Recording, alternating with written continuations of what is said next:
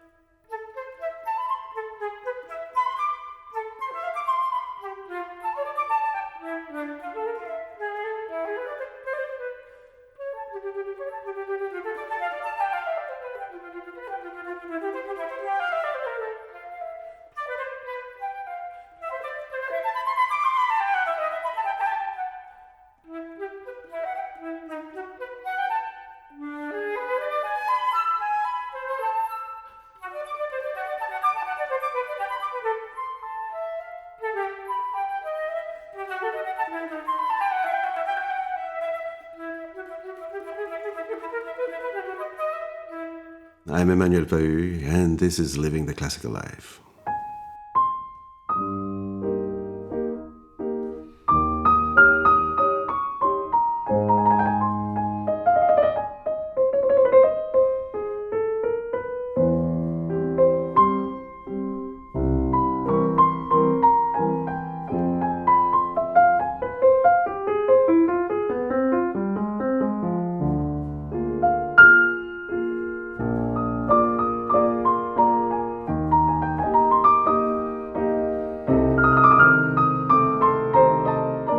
Emmanuel, thank you so much for joining us here on Living the Classical Life. It's a pleasure. What a pleasure for me too. Thank you for having me. So I wanted to start out by talking about Ivry Gitlis.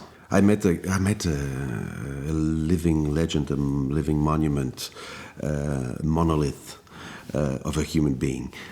Actually, in the same time. First time we met, it was in Stavanger Music Festival, the invitation of Truls Mørk and Gregor Zubitsky, who were organizing and running that festival. It was a place to meet a lot of musicians from former Soviet Union in those years, back in the 90s, when I was a young musician in my 20s. But a lot of Scandinavian musicians, a lot of musicians from continental Europe, and also across the Atlantic, making really bridges with the American music making culture. And this is how Ivry was there, the Borodin Quartet was there, Boris Berezovsky, the pianist, was there. There were a lot of amazing musicians. And I remember we went in Ivry's rental car, and he was driving to beach together with some friends there, and we walked in the water. We had some had a little swim. We played frisbee, and each of us went back and had rehearsals. And then we met again for dinner, and we had these conversations, of course, for us in French or in English, which was a privileged access. And then we met again in Paris another few times. But there's always been something playful and humanly very respectful in that relationship. And this is something that I found fascinating with all these great musicians. And I can name a lot more. But they always keep this fire alive. Like a kid wants to go and dance or sing with music. A kid experiences music in a physical way. And this we have to find as a musician and keep alive so that we can go on stage and have this holographic fire burning again at every concert. Whether you have one person, 10 persons, 100, thousands, 10,000, a stadium in front of you, it doesn't make a difference in that extent, actually.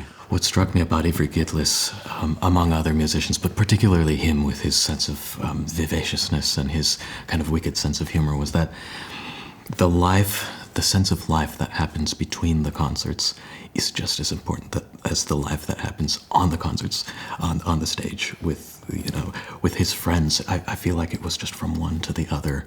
That he's, even in his storytelling, he's creating this inventive sense of, he's inviting everyone to listen. We spent a little more time together with Ivry Gitlis in Tokyo once. He was waiting for Martha Argerich to arrive 3 days later, and I was there on tour with my pianist partner, Eric Lesage. And we met, we had the same agent, and so we were staying in the same hotel. We met several times. And to have these conversations with him, he's always keeping his mind alive. And challenging people in the same time also. Some people find it nasty sometimes.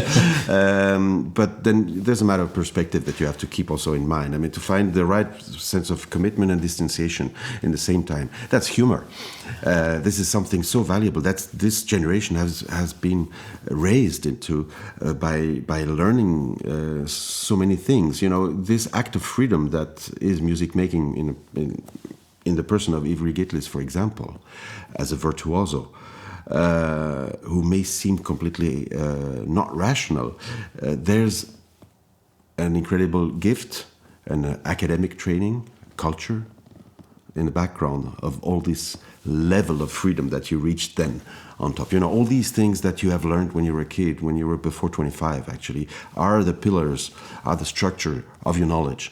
And are things that you're going to build upon for your entire life as an artist and as a personality. And if you don't keep this personal development in motion all the time, then somehow you decay. And this is where personalities like Pierre Boulez, Daniel Barenboim, Ivry Gitlis have something in common. It's the activity, the level of activity in their mind, and always questioning, and also finding answers and proposing answers, and moving on for things that they cannot fight against. Just not ignoring them, but just accept the fact that this I cannot deal with right now, and I move on and do a different project, and I work on a different project, and I think, and then come back to another one maybe later once I've been enriched by the experience of other things. It's a great lesson about life, also, not just about how to perform, but also how to live and how to grow. How to keep alive as a musician, actually, also. So I'm looking at the diversity of your musical projects, from the teaching to creating a festival to playing in the orchestra, playing contemporary jazz, always keeping a diversity. Is this part of this function of keeping things alive in a very curious way? As a flute player, I was raised into and trained into something that we can call the International French School now. It was when the flute was renewed in the middle of the 19th century, this new silver instrument, or now gold also instrument, compared to the previous wooden traverso instrument, was a new development. There was a new set of books that were made, and the instrument was adopted in France by the composers, by the manufacturers, by the teachers. The virtuosos were there. There were a lot of pieces, first salon music, but then it developed into a collaboration with composers, into something more contemporary. And we have a lot of music from the Baroque, from the classical period, and from the contemporary. In the orchestra, we have a lot of fantastic works in the Romantic period, with the flute being in a dialogue with the other instruments. And when you take of course, Beethoven to Brahms, and then later on to Strauss and Mahler, and also going on to Debussy, Ravel, or Mussorgsky, or Stravinsky, or Bartók works. It's amazing what a great literature you have there. In order to get this full musical picture, and right now I'm only talking about Western classical music, with my instrument, there was, for me, it was obvious that I would try not to decide whether I'm a solo performer, whether I'm a chamber musician, whether I'm an orchestral player. And fortunately, the structure of how orchestras operate in Europe, with two alternating principles, and how the planning of such an orchestra as the Berlin Philharmonic, and the level of playing also, and the artistical inspiration that I get from there. It's my musical family, it's my musical home. This, for me, the Philharmonie in the Tiergarten, with a park next to it, right in the middle of Berlin, it's like a heart-lung system. part of my musical life. It's a house of music, Philharmonie also, for people performing there, but also for our audience. All of this is part of a balance of a world where there's. I always have an open window. When I play a week in Berlin, I know that I have solo projects the week after, and vice versa. So I can always look beyond this project and see through, and not just feel like in a tunnel or in a closed, encapsulated thing. I always have the opportunity to receive advice, to perform certain music, and then also to give that and integrate it into my performance, into the next project where I'll be on my own. Now, if I go somewhere with the Berlin Philharmonic or on my own as a soloist, it's really still 50-50 in terms of amount of concerts per year. Has always been and will always be, probably, because it's a balance. It's working for me. It's organic. So speaking of your instrument of communication, I'm so curious to know, for you, was there a certain draw to the flute? Yeah, not coming from a musical family, it was really by chance that music entered in my life and that entered into music. I know, because they told me since then, that my parents both wanted to play an instrument when they were kids, but because it was war times in Europe, there was no father at home, and there was no music teacher, and there was no way to pay or buy for an instrument, or even rent it, and no way to get musical lessons either, etc. So it was always something that they missed. It was a missed opportunity for them. So I guess it was there somewhere for my brother and I. My brother is 18 months younger, has become an engineer, but is still playing on the violin as an amateur also. But when we were put in contact with music, first of all, when we were really small kids in the second, third year of life, after traveling a little bit across the Middle East with my father, and then settling for 1 year in Paris to see how it's going with two little kids at home. Then my father had a job in Spain. But as a kid, I went to the kindergarten in Spain and started picking up Spanish on the street or in the kindergarten, playing with other kids. And then there was this show, and we went and we saw people on the street like doing flamenco, this kind of thing, and this was something firing me up. And first instrument I got was actually a guitar, after I had made a bet with my parents that I could swim across the swimming pool in one breath. So you see, there was something with a breath already. A breath challenge, and that's really a challenge for a singer, for a flute player, because we lose so much air, we have no resistance. With a small breath, we need to play for 20 seconds. And this is what I achieved in a swimming pool, and what led me to my first instrument, that was a guitar. That was the reward. And then a year later, we moved to Rome, Italy, and this family upstairs in the same house is French and Swiss origins, like our family. And they have 4 kids who are about between 15 and 25 years old. And all of them play music instruments, and we hear the cello, the piano, the flute, and the violin, without knowing that's a flute, that's a violin, that's a piano. But then we asked my parents, what is it that we hear? And for the piano, they could say. For the violin, they could say, but for the other instruments, they said, let's go and ask. And I said, what's this music? And I sang the Mozart Flute Concerto that the neighbor was practicing. He said, that's the Mozart Flute Concerto, number 1 in G major. I said, I want to play the Mozart Flute Concerto number 1 in G major. I was 5 years old, had no idea what I was getting into. Yeah. And this is how it all started. My brother picked the violin, because he was the smaller one in the family, and it was a younger one in their family who was playing the violin. And they had this kind of connection of the younger kid. And this is how it all started. We learned first how to read notes on the recorder, more or less, and then moved on a little bit to the other instrument. And it took about 10 years for things to become serious. But within those 10 years, the control of the instrument brought me to a certain repertoire that I could start presenting in auditions and house concerts.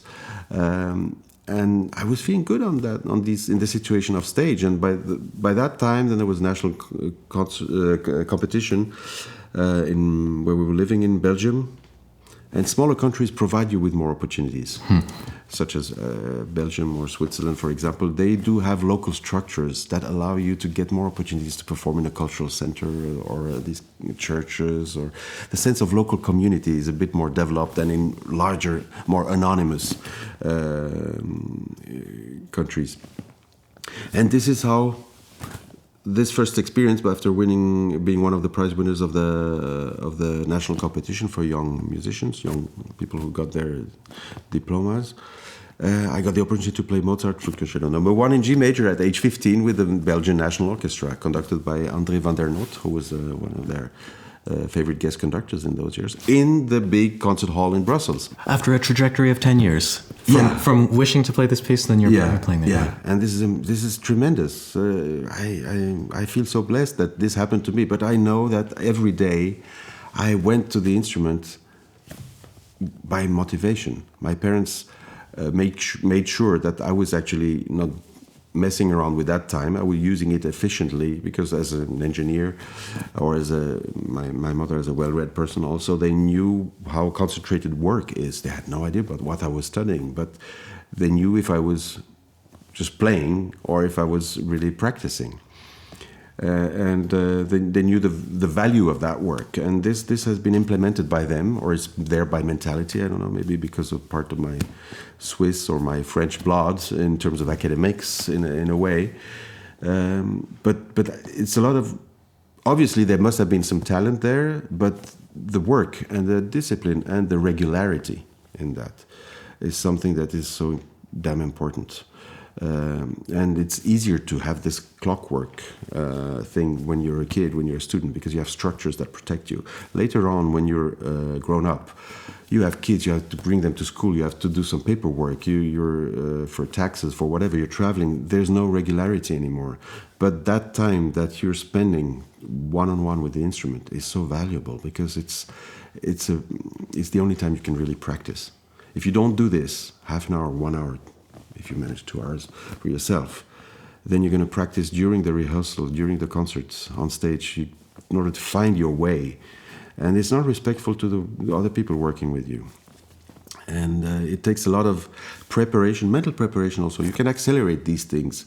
Like interpretation, you can do, actually look at the score on the train, waiting at an airport, on the airplane or whatever. You don't have to try out things so much. A few things, yes, but most of the things you can decide by reading the score. But the technical work to keep in shape, this is something that you have to do on your own. Ideally, in the empty concert hall, I find, for the sense of projection. You know, when you're sitting on stage in the middle of Carnegie Hall, it's not the same thing like in the middle of Wigmore Hall, for example, in London. Both are fantastic venues, and the Berlin Philharmonic is also an amazing venue. But if you don't get an idea of the volume and how to send the sound to the last row and how it travels and comes back to you, this play with the resonance of the hall, of the space, then if you don't, and are people seated on the sides, in the back, or just in the front. All of this, with the flute, you also have to physically find a different angulation inside the concert hall, because the high notes come out here and the low notes come out there at the end of the tube. So therefore you have to embrace your audience, both mentally and physically, sound-wise also. You have to project to the entire hall. So when you have people on the side or in the back, it's a bit more complicated. It's tricky, of course, but those acoustician miracles do happen. And I think also what makes the difference between the top orchestras and other great orchestras with very talented musicians, but who will never make it in that league, is that these orchestras are practicing, rehearsing in their concert hall, where they do perform in the same time. And they're not coming in the last minute to do an acoustic check and then deliver the performance, because these alchemy of sound and how you develop your own sound. You reached success by most standards at a very early age, with age 22, Claudio Abbado, Berlin Philharmonic. So one aspect is being comfortable on stage. Did you always trust yourself artistically? There are moments where you believe in projects or in yourself. There are moments where you develop a construction that you feel confident about how you prepared a certain performance. Whatever piece you are playing, you have to believe in that moment that this is the best music ever written. That you're speaking the text that's the most meaningful to you. It's just like an actor speaking some Shakespeare. If you don't respect the punctuation, then the meaning is going to be different than how it was intended. If you say to be or not, that is the question, or to be or not to be, that is the question, or etc. You know, if you put a stop somewhere before not or not to be, that is the question, it takes a different meaning. Same thing with music making. If you do not respect the punctuation, the articulation, the dynamic, the proportions thereof also. And this is something that you have to study. And then you have to decide, okay, I will go this way. We don't have that much freedom in the end because there are not so many options. There are some topics and some works that give us matter to think about, but in the moment that we perform, we have to believe, and we cannot say, okay, could be done this way, or it could be done this way, because otherwise it's not a performance. It's not a mature performance. Now, of course, excitement or stage fright or things like that bring in a component that goes beyond control. I find it's the same experience in the end. When I decided to become a professional at age 15, suddenly I felt responsible for what I was doing, and I got really nervous. I was literally shitting in my pants before a competition or performance for a few times. After the third or fourth time, I told to myself, Emmanuel, what's going on? Where's the kid who loved singing, telling a story on stage with his instrument? You know, in every piece I find there's not just a structure, but there's a story, and we're telling it with different characters maybe, or just a monologue. Sometimes it doesn't matter, but to have this script behind, and that's exactly how Kirill Petrenko is rehearsing with us, or Carlos Kleiber was also rehearsing with us in an orchestra, or Celibidache is telling also the meaning of a phrase, and the timing of things fall into place because there's no other way, and that's how it's meant to be. And I find this fascinating when you enter this world. Then the holographic dimension of your music, wow. Becomes thrilling and fascinating. And once you're part of that world, you forget about yourself. You become, music is bigger than you, and is playing you, actually. You're not playing the music, you're not performing the music, but the music is playing you in that moment. And whether you are on stage or in the hall as a listener, the magic happens sometimes, and it's fascinating. This is something you can find also in the books by Stanislavski about the actor's development in the actor studio, and this presence on stage, and the meaning of what you're doing in that moment. Not just even the text, but how you enter stage. You know, the stage door goes open and the sun is shining already. Sometimes, and sometimes not. It depends who is actually coming in. And these vibrations, this energy, all of that. It's hard to grasp with a Western education, I find. Surprisingly, because we're talking about something eminently Western, this music thing, and this concert setup, people who gather for 2 hours silently in a concert hall. If somebody's looking at that from above, it looks really like a sect, like something really weird, you know. But there's a lot of the energies and the fluids that are in motion there that, for me, relate a lot more to native medicine and energy control, whether we're talking about Native Americans, for example, or Indian culture, or Far East Asian medicine, or religions also. And I find there's a lot to learn from these cultures also, and this is something that help us deal with the concert situation. Because when we put ourselves when we think we're afraid to fail, we might be afraid to fail, it's not the right question. And it's not the right place to ask yourself this kind of question. How about the development of your artistic growth? So you're in the Berlin Philharmonic at 22.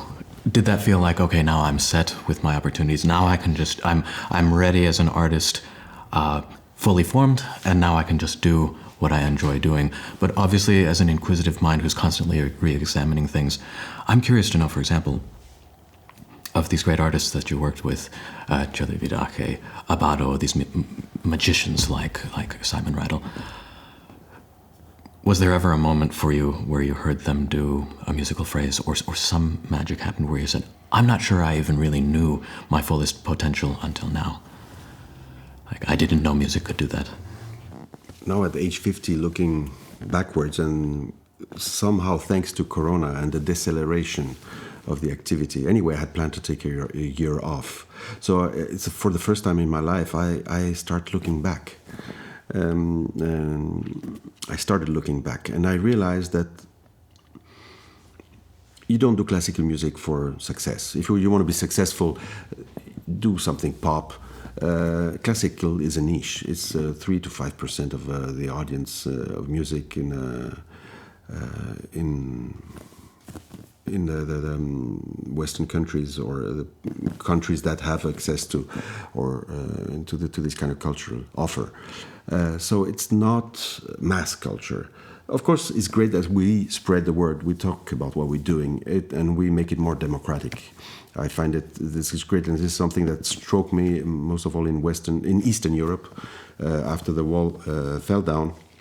The meaning of music, to play for the first time in the Moscow Conservatory, to play for the first time in Budapest, the vibrant energy that there is, the fact of making music and playing, being in a concert is a proof that we are alive, and that the spirit and the body and mind are connected, and this is something that is so meaningful and so powerful.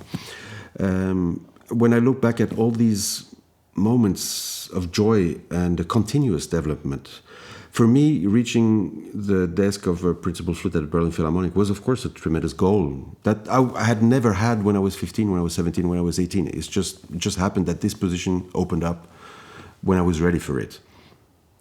But it was never my goal to take that chair.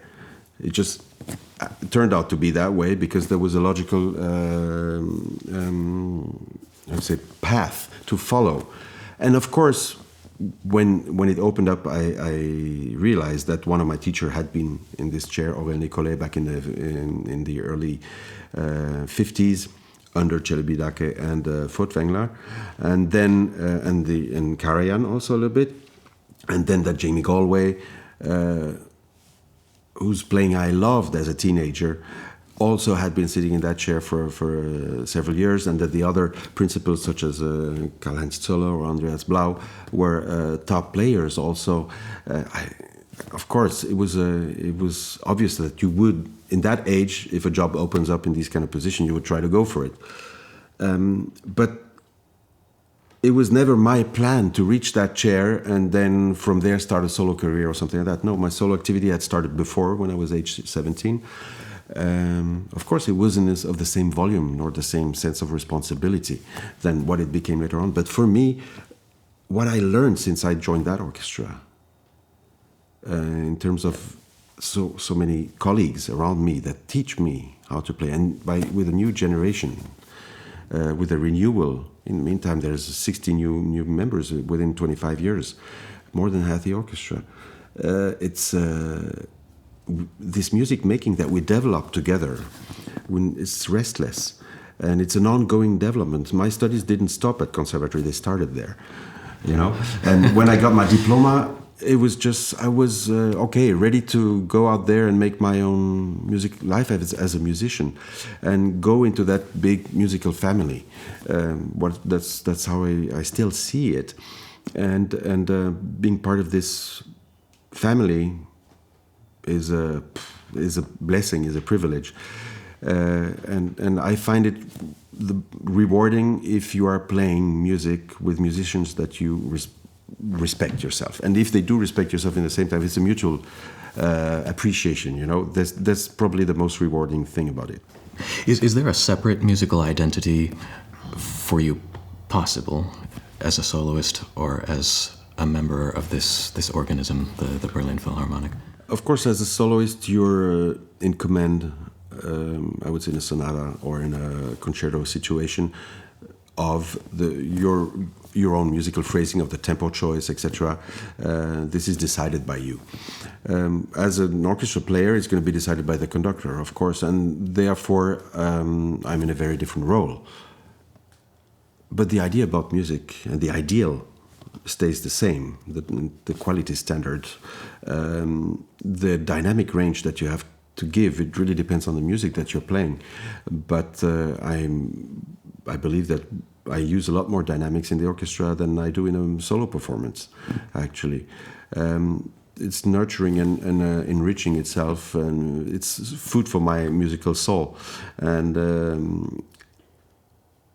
for me, it's yin and yang. It's different parts of one whole musical world. I understand that a lot of people specialize into one or the other direction, of course, and depending on which job and what your predisposition is, and depending whether you decide to go rather for an orchestra job or teaching or both, that then you are not flexible to travel so much, etc. So it's a combination of a lot of things, and a lot of things that are actually in the end personal also. There's not many people who, on the flute or on other wind instruments, do this as I do it, of course, both the solo and the orchestra. But in our orchestra, we do have several of those.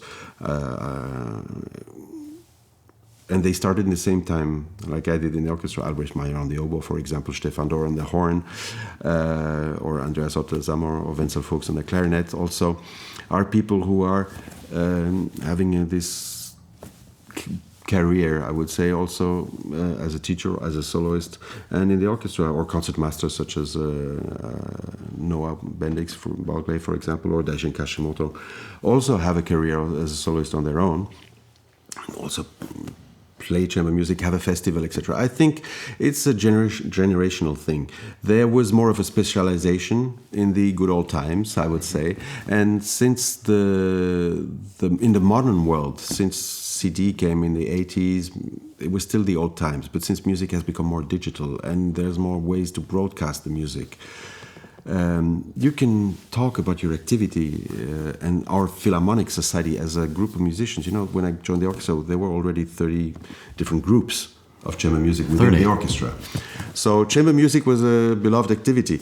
To become a soloist, you had to leave the orchestra at a point or at a certain point, because Berlin was an isolated city back in the 20th century. Now it is not the case. Now it's connected to the world. You don't have to cross through two borders like you did before, nor are you limited in the amount of flights that you had in order to travel also. So the modern world has made it possible for me not to have to choose, which I'm very happy about, because it's a way I can fulfill my life as a musician and as a human being with this activity. Unfortunately, in a place like Berlin, Boulez Saal, Berlin Philharmonic, the Staatsoper, the opera on the Deutsche Oper, and the radio houses, the studios also in the Lepperstrasse, the former East German radio, and in the former Senderfreie Berlin, also in the West. The concert house, the museums where we play also some music. It's tremendous to be part of this of the development of this city. And this is something that Celibidache told me. I had a job in his orchestra in Munich back in 92. I was supposed to start in 92. I got the job there in 91. And by the time I was supposed to start, I got the job in Berlin, because it was once in a lifetime opportunity. So I had to go and discuss this with him. Shall I start the job in Munich, or shall I go straight to Berlin? Because I had a year in between, and I had won Geneva competition, so I had a lot of concerts. And I thought, okay, I'm going to be quite open, and will ask him. He was prepared by my former teacher Nicolet, who knew him from his Berlin years. And he told me, listen, if you take the time to stay here with us, it's the only place in the world where we work 2 weeks on a program before presenting it to the audience, where we rehearse as much as we need, and then we decide we're going to play it. All the other orchestras are working on a rendezvous basis, and much dictated sometimes by their collaboration with the music industry. So as a young musician, this is the place to be now. I said, yeah, okay, but I see an opportunity in Berlin beyond the orchestra also. And then he said, this is the only place in Europe now, a city that is going to go through a tremendous transformation, reinvent itself from inside. There you will be part of civilization. And now I understand what he meant. I thought, what a guru, and how does he know sense? Of course, historically, there was an opportunity, but it is true that how this creating a musical and social life in a place like this that is reinventing itself has been a tremendous experience. It's still an ongoing experience, an evolving experience, and this is something that so enriching that could have never happened in another place in Europe because of the dramatic history of this continent in the 20th century. And this is, I feel so blessed and lucky that this is happening to us all, not only at the Berlin Philharmonic, but everybody involved in culture and in making something, connecting culture with social life in this city here in Berlin. Emmanuel, thank you so much for joining me here on the show. It was such a pleasure to have a little glimpse of life, a little glimpse of your life in music, and I wish you continued health and safety, and I thank you. Thank you so much for the great time and opportunity you give to us to speak about what we do and how we do it. Thank you so much.